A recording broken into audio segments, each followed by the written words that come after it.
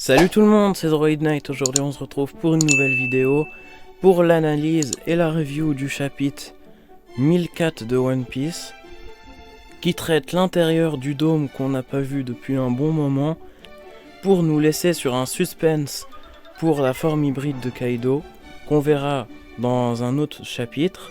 Alors c'est parti. On découvre dès le début du chapitre qu'Otama était venu avec Speed et sur son bateau pour aller sur Onigashima. Et pendant le trajet, elle n'a pas perdu de temps et a fait des dangos. Et avec ces dangos, arrivée sur Onigashima, elle en a donné avec Speed à beaucoup de guerriers de Kaido pour qu'ils puissent être dans leur camp. Ce qui montre qu'on a pu voir qu'au chapitre précédent, Oda a mis le ton sur le CP0 qui parlait du nombre de guerriers par camp et que le camp de Luffy va forcément perdre. Et là, on peut voir qu'avec Otama et ses dangos, et là, c'est tout simplement la chose qui va faire basculer la guerre, qui est Otama, va faire entrer les smiles de Kaido dans le camp de Luffy. Après, on continue le chapitre avec Franky qui combat encore Sasaki.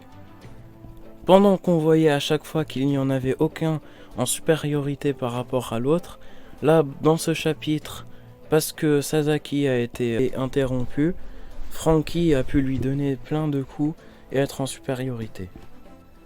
Après, on peut voir le combat de Nami et Usopp, qui sont 4 contre des centaines de 100 bêtes.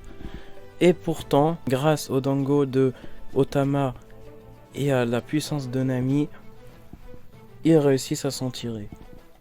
Et Nami dit qu'elle a besoin d'éclairs plus puissants, ce qui montre qu'elle aura forcément un power-up pendant l'arc Onigashima. Et Usopp lui utilise ses talents de sniper pour tirer dans les bouches des autres, comme il avait fait à Tilderbark avec le sel, mais cette fois avec les tangos de Otama. Puis après on voit Sanji, et ce que tout le monde a pensé s'est réalisé, que Robin va venir le sauver, enfin qui va se réaliser parce que elle va venir forcément, parce que même Black Maria la cherche. Et après on peut voir les fourreaux rouges dans une petite salle avec quelqu'un qui les soigne. Et après, le chapitre finit avec la silhouette de la personne qui le soigne.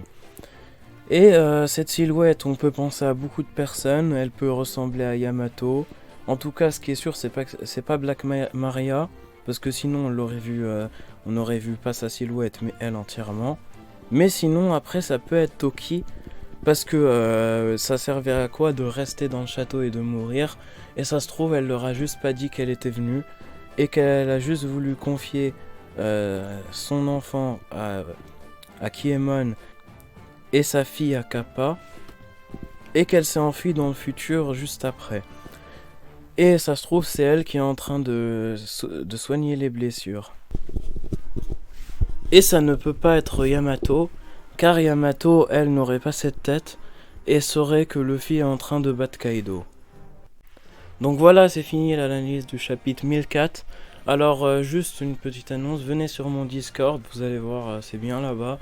Donc venez, abonnez-vous à ma chaîne, likez la vidéo, abonnez-vous à mon Instagram, on est presque 1000 là-bas. Allez, c'était Droid Knight, bye.